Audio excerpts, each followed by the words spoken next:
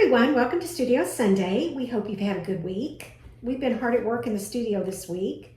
Terry's finishing up Parker Girls number 8 that will go to the printer later this week. Are you showing pages? Just a little Oh my gosh. little flash. And we're getting ready for ALA, which is the American Library Association's big conference in Chicago in a couple of weeks. So Terry hopes to see all of you librarians out there. He'll be signing in several locations over that weekend, so check your schedules for times. I know he's signing at the Diamond booth several times. He's reading in the big chair.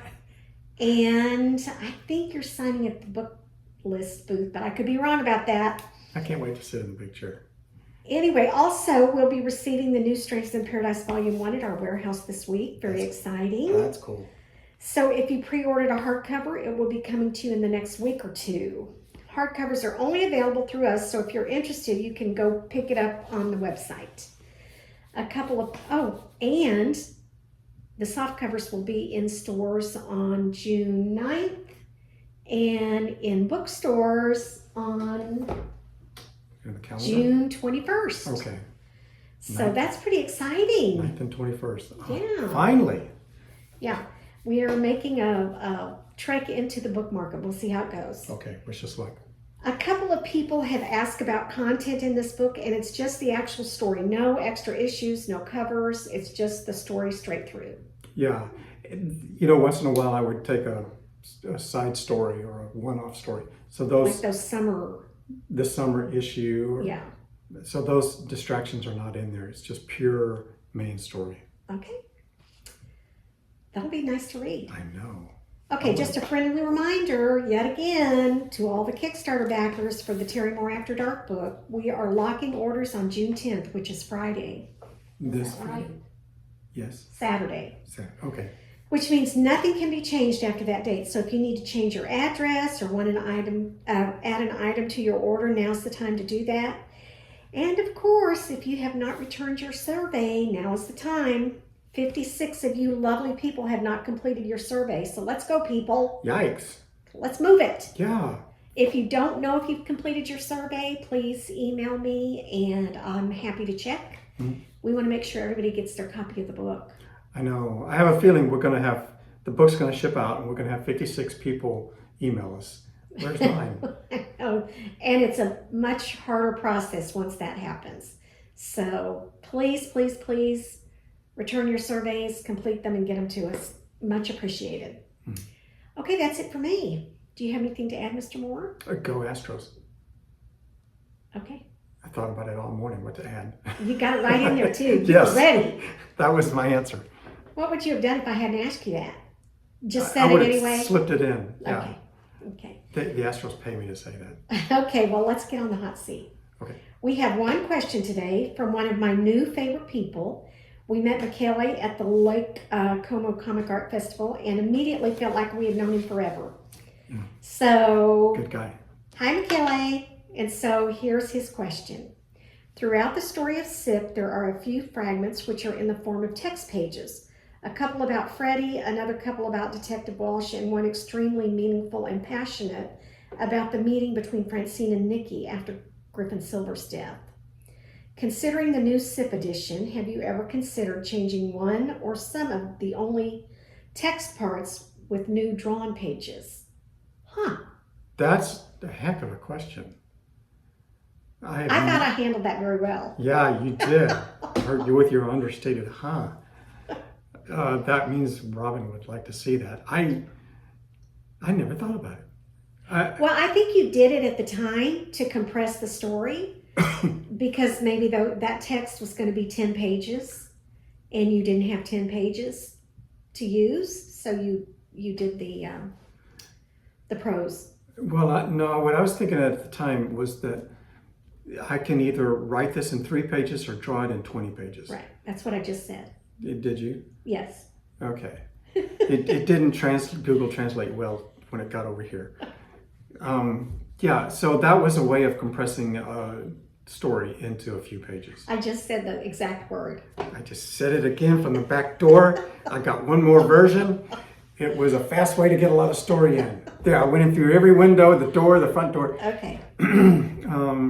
Yeah, I really wanted to introduce prose in there. I wanted it to be a multimedia book in the beginning.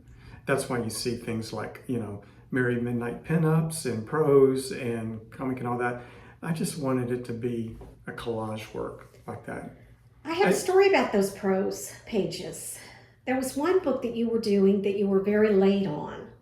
And so you were going to do like 10 or 12 pages of prose because it's faster to write than draw. It is a lot faster. And you handed me the book and it had 10 or 12 pages of prose. And I said, this is just not going to work. This is not a comic book. Mm-hmm. And we had a kind of a heated discussion about that. Well, let me guess. I said, my art! And you stomped around. And then you got a call that same afternoon from Harlan Ellison.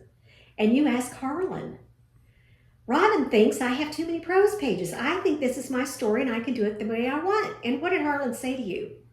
He was disappointed. He just kind of sighed, tired, and said, "Oh, I hate to see that.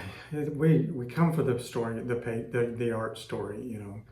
If you want to write a book, just write a book. But this is a comic. Make it a comic." Huh. So huh. He said, listen to your wife. He said, listen. Yeah, he said, listen to your wife. So I haven't talked to either one of you since. Harlan agreed with Robin every single time. So I thought that was just very fortuitous that he had called on the same day that we had had this discussion about 12 pages of prose in a 20-page comic. And you may be wondering where this Harlan Ellison is coming from out of the blue, unless you remember that for 2 or 3 years he edited and proofed and checked my stuff to help me learn to be a better writer. Just tremendous education on my part. And part of it was draw it, show. It's a comic book, show it.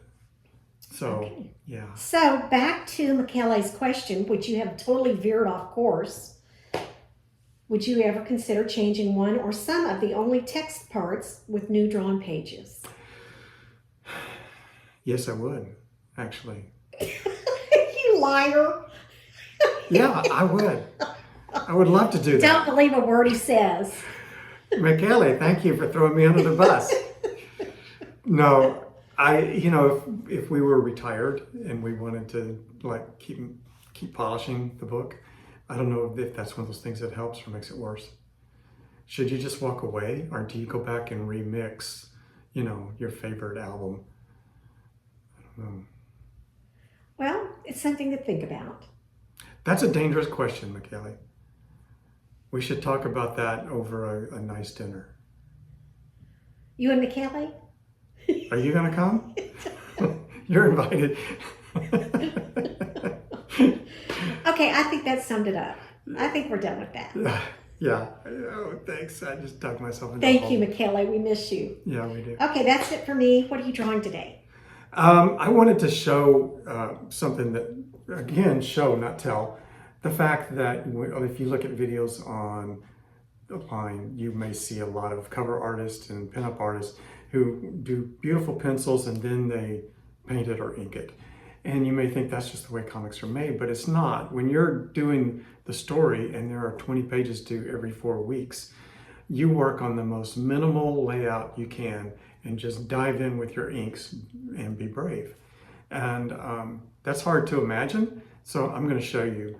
We're going to ink a panel that is nowhere near drawn enough, but I just dive in with a brush and get it done. And then that's how you do 20 pages in 4 weeks.